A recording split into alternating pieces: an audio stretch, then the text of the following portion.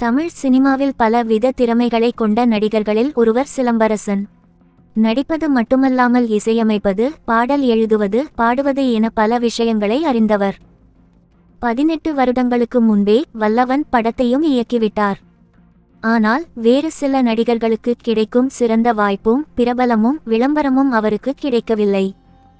தற்போது மணிரத்னம் இயக்கத்தில் தக் லைட் படத்தில் நடித்து முடித்துள்ளார்.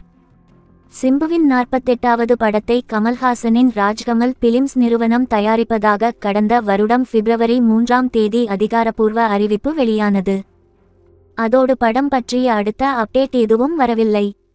அப்பட தயாரிப்பிலிருந்து கமல் பின் வாங்கிவிட்டார் என்று செய்திகள் வெளிவந்தன. கண்ணும் கண்ணும் கொள்ளையடித்தால் படத்தை இயக்கிய தேசிங்கு பெரியசாமி தான் அப்படத்தின் இயக்குனர். அதன்பின் புதிய தயாரிப்பாளரை சிம்புவும் தேசிங்குவும் சேர்ந்தே தேடி வருகிறார்களாம். சரித்திர கதை என்பதால் படத்தின் பட்ஜெட்டும் அதிகம். அதனால்தான் கமல் விலகியதாக ஒரு தகவல். இதனிடையே சிம்புவுடன் இருக்கும் புகைப்படம் ஒன்றை தேசிங்கு பெரியசாமி நேற்று எக்ஸ் தளத்தில் பகிர்ந்திருந்தார். அதை மறுபதிவு செய்து உண்மையில் மதிப்புள்ளதை நேரம் சோதிக்கிறது என குறிப்பிட்டுள்ளார். தயாரிப்பாளர் கிடைக்க தாமதமாவது குறித்துத்தான் சிம்பு அப்படி பதிவிட்டுள்ளார் என தெரிகிறது.